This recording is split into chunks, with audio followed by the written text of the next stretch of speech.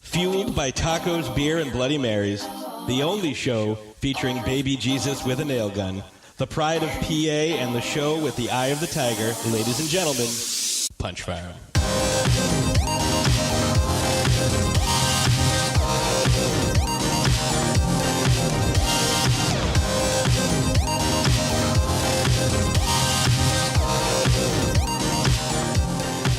Hey friends, welcome to PunchFarm. I'm your host, Mark Sheets. I'm here with Alicia. Hello. I'm here with Mark Dose. Hello. What's up, buddy? Woohoo. How's life? It's great. It's great. Another great week in the books. I wish I could count down the weeks of the year. I wish I was smart enough to know how many we have left in 2017, but I don't. Okay. But it was a great week. I was working a little bit at both jobs, and that felt good. The one that's been slower, I think, is going to start picking up maybe in the next 2 to 3 weeks, which is good. And the other one is really great. Next week gonna be running my own teller window at the bank, which is sweet. I'm a little nervous, but I feel ready for it. Nice. Yeah. Now, I was gonna say our life, nothing changed, nothing new, a little bit boring. Yeah. Until I heard a story tonight that kind of just made my mind go boop. I can't believe that happened. I'm gonna tell you the story, but first I'd like to let everybody know on today's episode 50. Mm-hmm. 50 freaking episodes. Nice. We have an amazing interview with writer-director Tyler Amm. He is responsible for Butcher the Bakers. Yes. Which is a horror comedy. The trailer looks freaking amazing. I cannot wait to see it. Yeah. But before we get to the interview, I would like to tell you guys a story. Okay. About a conversation I had at the pub today. So, like normal, Alicia and I decided, hey, let's go get a delicious beer before we start the podcast. We want to relax. We were a little bit nervous. I was anyway, getting ready to talk to Tyler because, his movie looks freaking great. So I was like, hey, let's go have a beer and I'll calm down. Maybe I won't be such an asshole when I'm talking to Tyler. So we're sitting at the bar. And I'm having a conversation with this gentleman. Mark, you know him. I won't drop his name. Cool. But somehow we got on the topic of crazy shit that goes down in college. Mm-hmm. We got to hazing.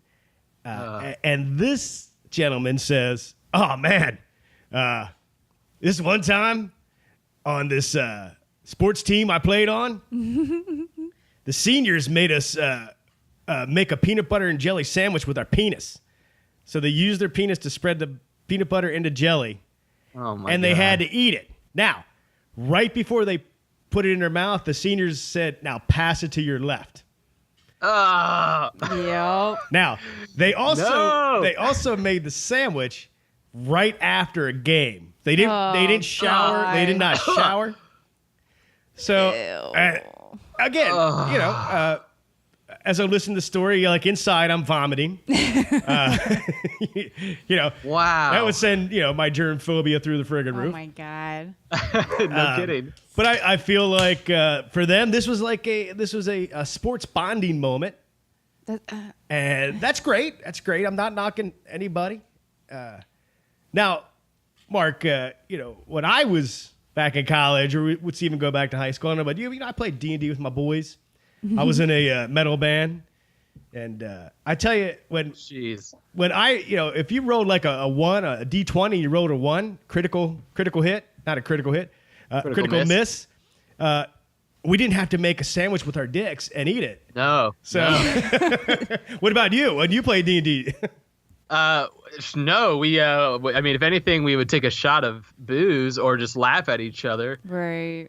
But I'm even thinking back to college. I did some stupid stuff, but not to the point of human organs and edible food. No way.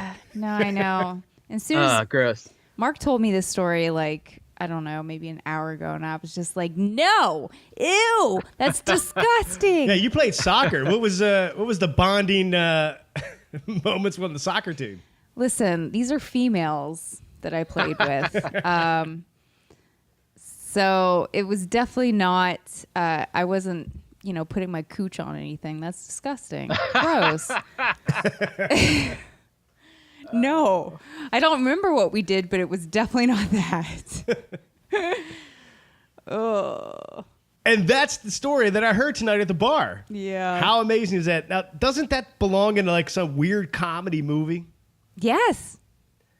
Possibly. Yeah. Oh, yeah. Possibly. Definitely a rated R comedy. Yeah. Well, Tyler Amm has directed this hilarious horror comedy, and I know I'm excited to see it. He was so awesome to take some time out of his day-to-day. Now, he joked around he was taking a nap, but this guy's made 3 movies in 3 years. He wasn't taking a nap. He's probably writing another script. Right. So, guys, let's jump into that interview and check out all the awesomeness that is Tyler. Hey, all right. We're here with Tyler Amm, director of Butcher the Bakers. Tyler, how are you? I'm doing great. How are you guys doing? Outstanding. Good. Thank you so much for taking some time out of your busy day to hang out with us. Yeah, I wasn't napping. Well, that's good. Now, we all watched the trailer, and it Butcher the Bakers. It looks hysterical. Yes. And it looks like you got a lot of practical effects, a lot of blood. Yes. Yes. I can't wait to see this. But if you could just tell us a little bit about the movie, how you came up with this idea. Yeah. Well, I mean, Butcher the Bakers, for those who don't know, it follows 2 guys who work at a local bakery. They're a couple of idiots, Sam and Martin. And one night when they're leaving work, they get hired by a mysterious stranger to hunt down and kill their local death who's gone rogue. And he's collecting souls, and he's going to use them for a purpose that nobody's quite sure of, but they know it's not going to be good. And so basically the film just follows these two morons as they're, trying to track down and hunt them down and kill them. Because if they don't do that, then something terrible is going to happen to some of the people in the area. We try and make it seem like it's a big deal, but actually the guy who hires them was actually Drag, who's the death.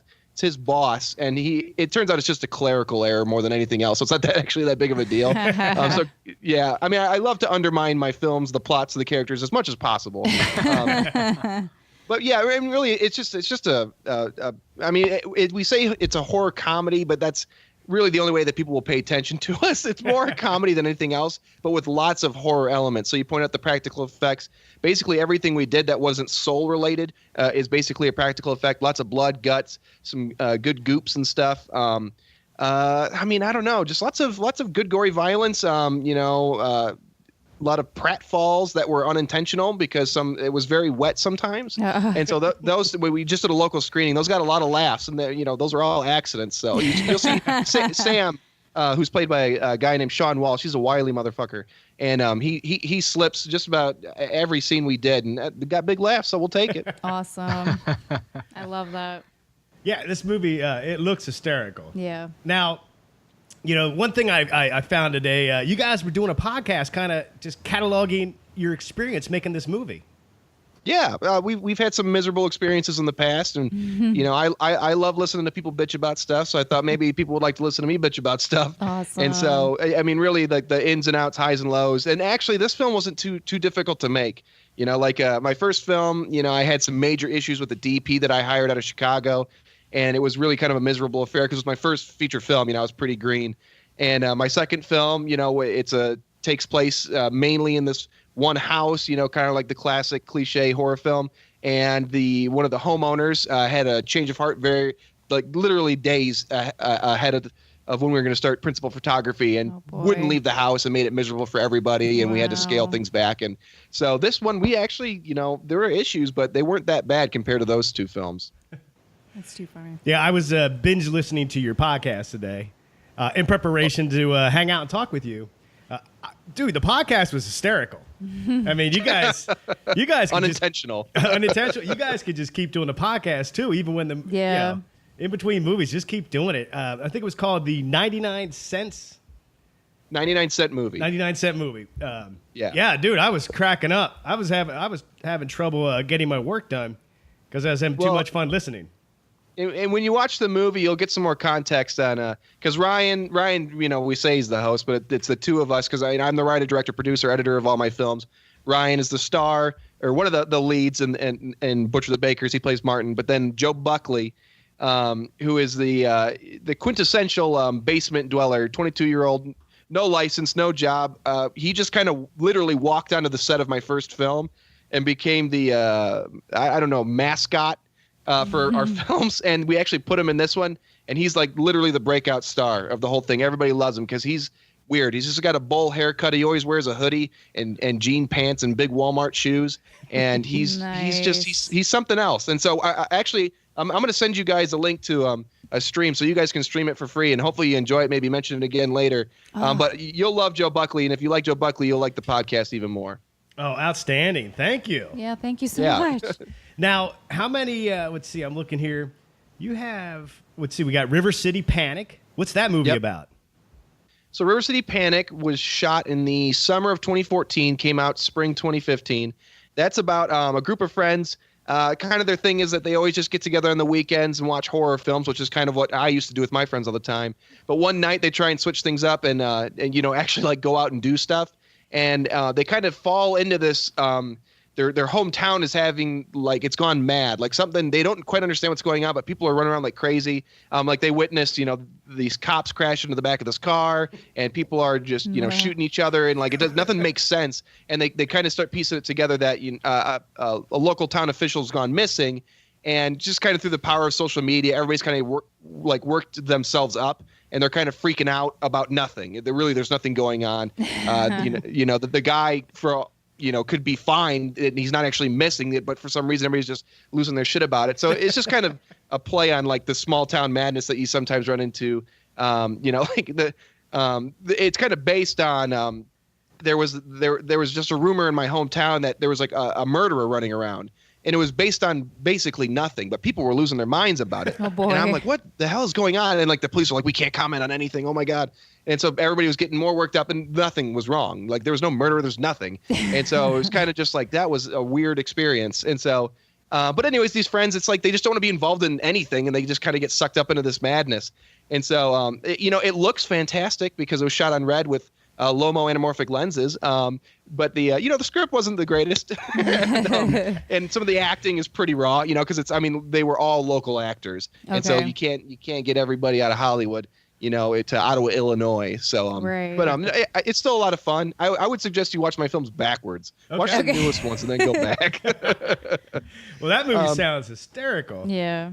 It's still pretty goofy. I think it's charming. Even the bad acting is, I always say, if you're watching my films, you can laugh with it or at it. Doesn't matter to me. I just want you to have a good time. Now, what about Grace's Room? What's that about? So Grace's Room we shot that in the summer of 2015, came out spring 2016. That one we actually literally did fly some people in for. I can't remember how we got connected with them.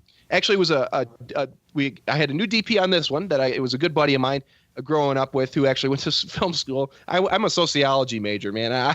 I'm a truancy officer right now. That's my day job. And so it's I love film. But anyways, that's a whole other story.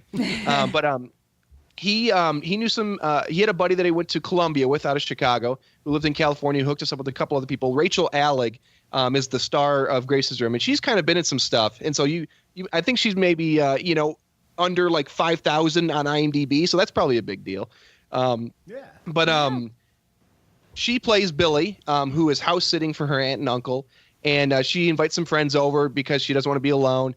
And she's really pissed off at her younger cousin, Grace, who stole a notebook of her because she's like a up-and-coming screenwriter. She really puts her heart and soul into this notebook and everything. And she thinks her younger cousin stole it because she just thinks she's a terrible, demon child. Mm-hmm. And lo and behold, they do find something in Grace's room, her bedroom, and it turns out that she's actually the leader of a cult. Oh. And so the cult descends on this house, and shenanigans ensue. There's a van chase. They end up in a carnival. Lots of blood, guts, puke, lots of goofs. And so that one's a lot tighter than River City Panic.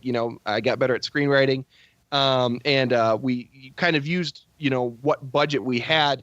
We really pushed it as far as we could, and we really accomplished quite a few things that I'm pretty proud of for it. So.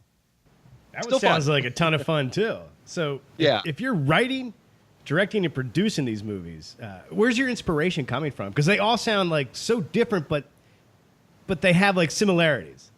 Yeah, well, the common thread that you'll see is that it usually follows like a group of people. Butcher the Bakers is kind of different because it's just about these two guys, but a group of people who kind of end up in some sort of supernatural or bizarre situation that they really don't want anything to do with. That's kind of the common thing because like I love old 80s films. I love Goonies. I love Monster Squad. I'm a fan of horror, like true horror, but also goofy stuff like Army of Darkness and whatever. And I like seeing like elements from fantasy, sci-fi, horror films, but like in grounded situations. And that's kind of what pushed me to make these films. As far as like, my inspiration from them, like with River City Panic, I said that was kind of like a real world example of what something that I kind of witnessed. Grace's Room actually. I think was the basis came from there was Grace, the girl who plays Grace is actually named Grace. Coincidentally, she had a small bit part in my first film, and there was something about her one line delivery that I really loved. And I was like, this is like an intense little 13-year-old.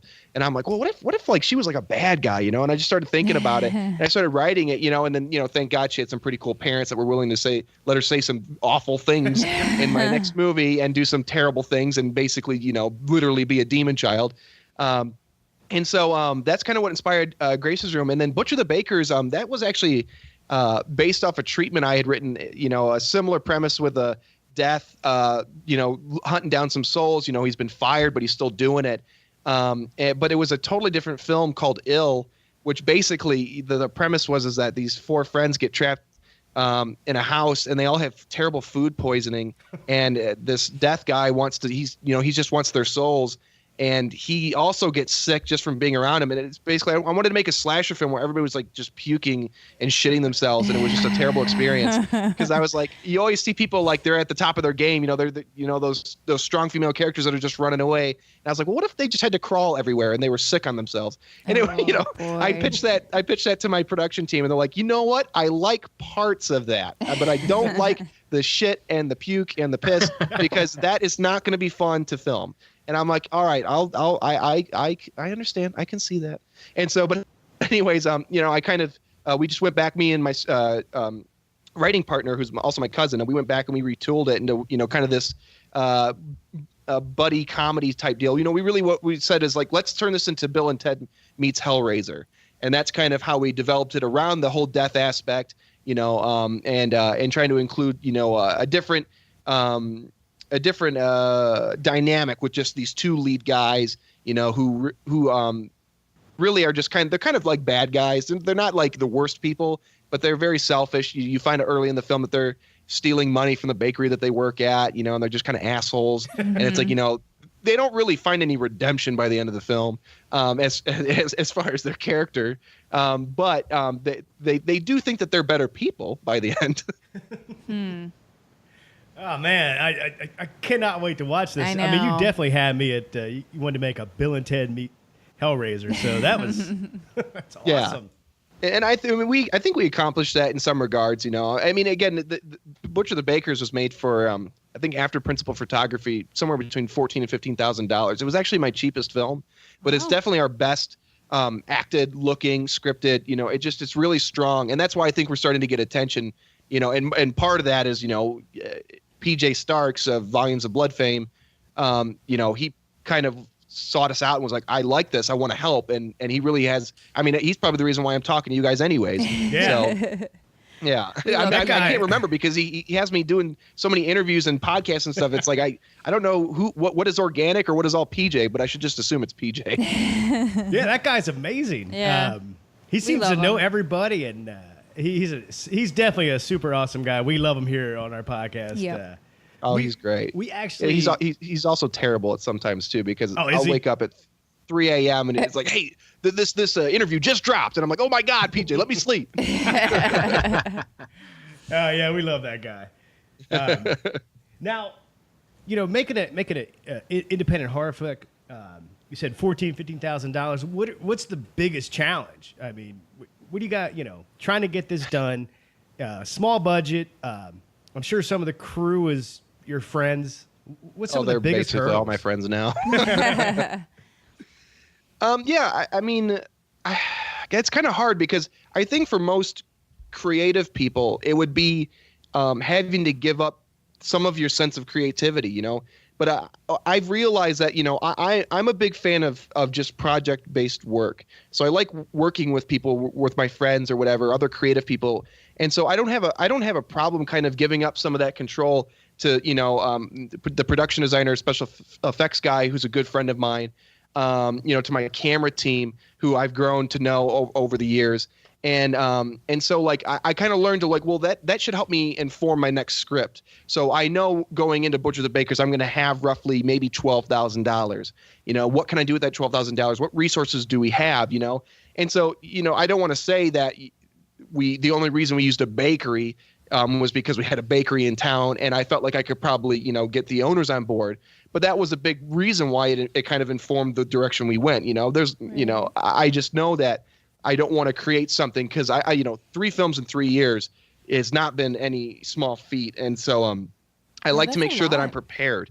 And so maybe that's my, you know, sociology background working with, you know, at-risk youth. It's like you always got to be ready for something. And so I would say it's just trying to keep people motivated. I mean, it really, for me, is what it's all about, because you have to, working out of north central Illinois, you know, about an hour and a half south of Chicago, you know, there's nothing going on here. And like we still struggle after 3 years and 3 films to get our local papers to run stories on us, because they don't remember us. They don't know what we're doing. And it's like, well, simultaneously, Bloomhouse, Pop Horror, all these places are covering us. It's like, this is just bizarre. And so trying to get people excited about our projects, you know, and so like, but over the years, we've kind of cut the fat off of our team. And so we're the smallest we've ever been. We're, you know, I wouldn't say we're a skeleton crew, but I think maybe roughly 25 to 28 people were like the regular on-set team for the film, you know, including the cast that were there for each day. And so it was a really tight-knit group, and it was just, you know, trying to keep everybody's morale up, you know, because, you know, there were days where even I was struggling, you know, and everybody was really, you know, there to kind of keep me up, you know, because I'm kind of the life force behind the team, because I have, you know, most of the time I have a little too much energy and drive. And, but, you know, there was a day where we broke a lavalier, and I was, you know, it was tragic, you know, but the team behind my back pulled their money together, and we bought a new one. And, you know, because it would have just slowed production down, but, you know, by the next day, boom, there it was, and it was all fixed. And so it's just like, it's just a great team. So I'm sorry, I talk way too much. Feel free to just interject and tell me to shut up, because I think your original question was, what is difficult about that? And short answer is keeping everybody motivated. Nah, man, I love listening to your stories. Speaking of stories, when I was listening to the podcast, I feel you guys were talking about some location. It might have been some questionable bar. Oh, fucking hell. Yeah. So there's a bar that's actually featured heavily in Grace's room. It's one scene, but it's, you know, it's a pretty fun scene where a bunch of people get killed by Grace. And the owner of that bar, he's like an enigma. I mean, he literally is an enigma. You know, the bar's been around for 30 some years. You know, at times has been a coke den, a heroin haven, a prostitute place, you know, and it's notorious. And so, but like, that's the reason why we get to go film in there, is because who gives a shit? And so for the sake of Grace's room, the owner just didn't tell the rest of his staff that we were coming. So we showed up one night, and they're like, oh, well, you're filming a movie? Okay, fine. But on this one, he, for some reason, thought that we were, you know, I conferred with him, you know, hey, we're going to be there on a Saturday. This was actually a pickup shot. So this was after principal. And, you know, we'll be there about 2 p.m. We're going to be shooting some stuff primarily in the basement, you know. And so where nobody is, because it's just terrible down there. I mean, it's just the walls bleed alcohol. It's just so disgusting. And so, but I wasn't actually there because the 9 to 5 got in the way, and I had to be at a conference in Springfield, Illinois. And so I'm getting phone calls left, right, and center from people being like, oh, my God, the owner thought we were coming at 2 a.m. You know, he's all pissed off because we wanted to shoot we just wanted a character to walk into the bar, and that was it. And he was so upset about that because he didn't want us to get in the way of his lunch crowd, which on that day was 4 people, you know. And it was just like, it was tragic, man. It was just like, I was like heartbroken because I'm like, you know, 200 miles away, and I just feel like shit because I'm usually the guy that buffers that stuff so people don't have to deal with it. And even like our big bad guy, Mason Beck, real name is Mike Behrens, but his wrestling persona is Mason Beck. He's a sweetheart, but he's a big imposing dude, and he couldn't even get him to back down. So it was just like, oh well. So they were able to get the shots that we needed for the most part downstairs, and it worked out pretty good. So it was, but it's just like, man, that was the first time we've ever really had an issue. Where it just the owner was just literally being ridiculous about it, and we like to be fairly honest. Like I said, on the second film where we had an issue with the homeowner, I walked them through months in advance, every single thing that was going to happen in the film. I'm like, all right, so here's the part where the half goat crawls down the hallway and gets blood down the hall. Don't worry, we've got a whole rug that we're bringing out. Out front is where we're going to light the cop car on fire. But don't worry, I promise there's no gas in it, so it's not going to explode. And it's going to be far away from the house, But even then, it's just like, oh, God, you can't prepare everybody emotionally for what they're going to see. Oh, man. I tell you, I'm very excited to see the movie. I appreciate that. Now, you guys had the past couple Fridays, you had some screenings in your hometown? Yeah. So I'm like I said, I'm from Ottawa, Illinois, and so we're very fortunate that we have a independent theater in town that really gives a shit about what we do, and they've showed all 3 of my films there. And we did a 2-week run there, and starting April 28th, and then there's another independent theater just opened up in the fall, one town over, and they showed it for a week as well, starting last Friday. And so it was pretty cool, getting to because we actually got some banners and some big theatrical posters made and stuff like that. And we got to leave them there and people were taking pictures with it that we didn't, that weren't necessarily directly involved with the production. So it's kind of cool to see that stuff happen. And, I'm sure we probably only sold 600, 700, 800 tickets, but, I'm just excited to be getting a 50% cut of them ticket sales. So I can make some of that money back. I bet. Now you kickstarted some of the, finishing funds on Kickstarter, right? Yeah. So when we were all 3 of my films were made from like a Friday to the following Sunday. So like a 9 or 10 day turnaround. And with River City Panic and Greystone, we were able to meet that. But on Butcher the Bakers, we were running. We were probably shooting. It was like an insane number. We were probably shooting we did a 2-camera setup, and we were probably shooting 5 to 6, maybe even 7 hours a day on one camera. And so even though we were like running and gunning as fast as we could, trying to get everything done, we started to realize that there's a lot of, like I said, big practical effects. And there's some digital effects that we were going to be doing on this one too, and some things that we just weren't prepared for after we were starting to run behind schedule. And so it was like, we can't rush these things. We don't want it to look like crap. And so we decided that, every day we'll take this little bit out, this little bit out, this little bit out. And, and then when we actually finished principal photography, we realized, we don't have any money. And it was like, the whole purpose was like, we didn't want to have to crowdfund for this film because we did for the first 2. And so like, okay, well, we'll just ask for a little bit of money, because it's basically your friends and family that are giving the money for those things anyways. And so, but we were fortunate. I can't remember. I think we were asking for maybe 2,000 or maybe 1,500, and we got like 2,700. And so we got more than we needed, but of course we burnt through that super quick because I said, there's a birth sequence in Butcher the Bakers that it required a lot of, I can't remember what the material was. But a lot of just gross goo, and that stuff's not cheap. And so, but I can't remember when we launched that, probably right after Principal. And then I think we shot that stuff in August. Yeah, because the campaign was only for like a week. It was like, we're either getting this money or we're not, and we're going to shoot it no matter what. So let's make it pretty. Well, man, like I said, I am excited to see this. Where can everybody find out more, learn more about you and your movies? I would say, if you want like the day-to-day or you want to follow what's kind of happening right now, our Facebook, Hometown Hero Productions, that's the best place to find us. We do have a website, which is hometownherofilms.com. And there you can kind of learn a little bit more, in depth about us. You get access to the podcast. That's where you can get links to our streaming, which is through VHX. I think if you just search Hometown Hero Productions, you should be able to pull that up in VHX. But then you can also get physical copies of all of our films and like some shirts and posters and stuff on our website, in the shop. And so, I think those are pretty much the only areas that I think we've had like Twitters and Instagrams pop up, but we only play with it for like a week. We're like, oh, just forget it. Tyler, excuse me. Thank you so much for taking time out of your busy day to hang out with us. Again, I was just taking a nap, so Super busy, But I can tell.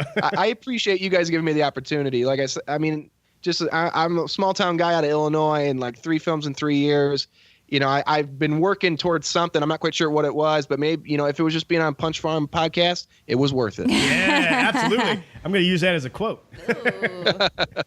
Tyler, thank you so much. No, thank you guys. I mean, I really appreciate it. Thanks for having me on. Absolutely. Take care. You too. Hey, thanks again, Tyler, for taking time out to hang with us. Had an amazing time, and I cannot wait to see your film. Now, we're going to take a quick break, and we're going to come back with a round of red flags. This is your reptilian overlord speaking, commanding you to listen to Paranormal Punchers. Hear Mark and Dave talk about all things paranormal. It's funny, you'll like it. I command you to do it now. iTunes, Stitcher Radio, Google Play, and ParanormalPunchers.com. And welcome back. All right, so we're going to play a round of red flags. Mm-hmm. I am the single, and I'm going to go on a date with either Mark or Alicia. It depends on who impresses me the most. Okay. So, remember, Red Flags is a card game. Same makers that make one of our favorite games, Super Fight. You can learn more at redflagsgame.com, or am I making that address up? Redflagsgame.com. Nice. Okay, so here we go. Who's going first? I will go first. Hi, Mark. What's up? I am fiercely loyal. Okay. And also, you will never gain weight while you date me. Nice. I can start drinking all kinds of IPAs.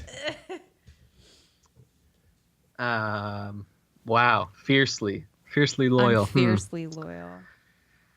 Well, knowing your personality, luckily I am patient. I can deal with whatever you put out there. I'll wait and I'll be patient. I also happen to be the president. So. Oh. Why would you pick that card? Well, because we have a great White House to live in. The president of the United States, or maybe like the president of the H.P. Lovecraft group in E-Town here? Which would you prefer? The president of the Spider-Man is Awesome Club. Then that's the president that you are. That I am. Okay. It doesn't say. It just said president. Okay. So. All right. Yeah. Well, Mark, I'm sorry. Oh, Can you see okay. that? Here comes the red cards. These are the foil cards. Even though Way too low. okay, I'm trying to show Mark here. Okay. All right. You got I it. can live Okay. with that. And Mark, which card are you giving Alicia to mess up her character? Well. Oh man. Ooh, this is a tough decision, but I'm gonna go with. Okay. Should I just say it? No, which one? The one about dogs. Oh, okay. I'm going to say this other one to talk about later. Okay, there's your card. Everybody's got their red card. Okay, Alicia. Hi. Who are you and what's happening? I am fiercely loyal. Okay, You that's will awesome. never gain weight while you date me. Sweet. And I volunteer at animal shelters because I love to euthanize dogs. Oh, wow. Okay. That's a... I know. And Mark? Oh, shit. So yeah, I'm the president of your local comic book store club, and I'm patient, so I'll deal with all of your quirks. Oh, that's a nice way to say it. Okay. Nuances. But I also happen to, think that some of Hitler's ideas were pretty good. Just some. Now, if you know Hitler like I do, he had some great ideas revolving around new forms of energy and infrastructure in Germany and how to improve the economy. So those are the ideas that I agreed with. Okay. All right. And your rebuttal? Why should I pick you? Well,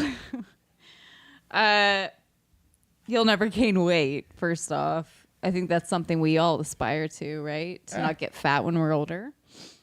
Was the ghost Shut of up. the dogs that she killed today?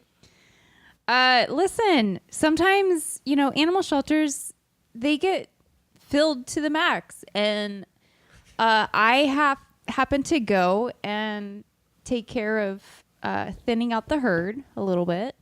And just because I, love to do it doesn't mean anything. I'm doing a service to this world. So you actually enjoy euthanizing dogs? It says I love to euthanize dogs. Jesus. What's your main way to do it? You got like a pistol, you got some meds. Oh, I'm assuming it's whatever the shelter allows. Wow. My choice is you both are just terrible people. But I just do it to dogs, not to people. so here's the truth. She's killing dogs every time she visits and volunteers. I maybe will talk about my weird beliefs. They might come up at, dinner parties, but maybe not. And maybe nobody else has to know. So you just kind of file that away in the back of your brain and Oh, boy. we could have a happy life. I don't know. Both of you guys are terrible. Let's see. Mark, you lost me as soon as you said you're the president. That's why I tried to spin you into a president of my local comic book. You're awful too, Yeah. But you won't gain weight while you're with me. and you're loyal. And I'm loyal. She's going to starve you. I know. No, What are you and talking she's about? going to euthanize me. Yeah.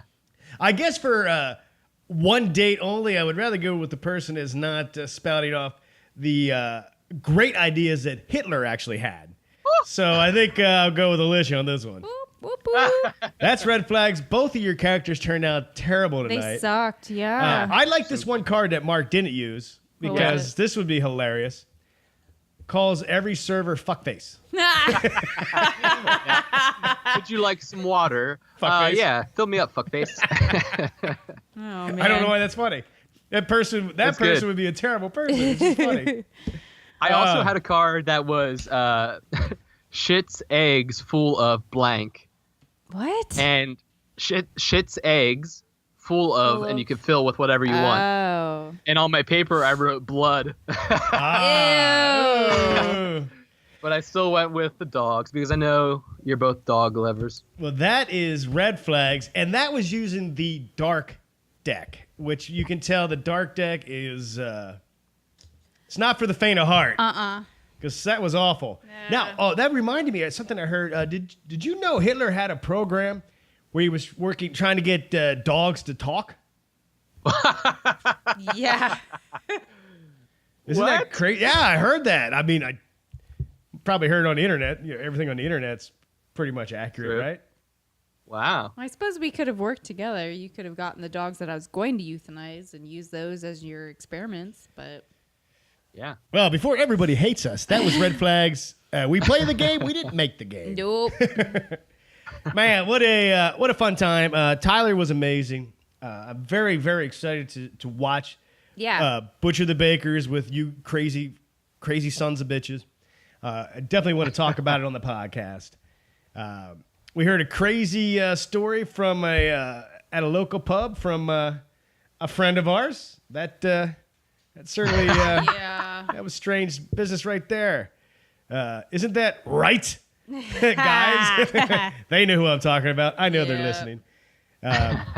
Now, if you want to learn more about us, hit up punchfarm.com. We're going to have T-shirts coming out soon. So, hey, support the podcast. Pick up a cool shirt. Yeah. You can look cool and you can be cool at the same time. I guess. Maybe. Let's see. Anything else happening? I don't Nope. think so. Nope. All right. Until next time, ladies and gentlemen. This is.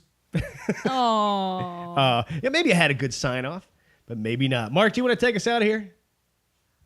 Good old classic takeout. The classic Do it. takeout, or you want to do it like in a voice? Oh man, I'll do a voice. Do it. Okay, go for it. And we got to figure out what you're doing. No, I don't know. It's not an accent. I was just Oh, gonna okay. make it sound weird. Everybody, thank you for listening. We love you. Take care. And Mark, what do we say around here? I keep on punching. Oh man.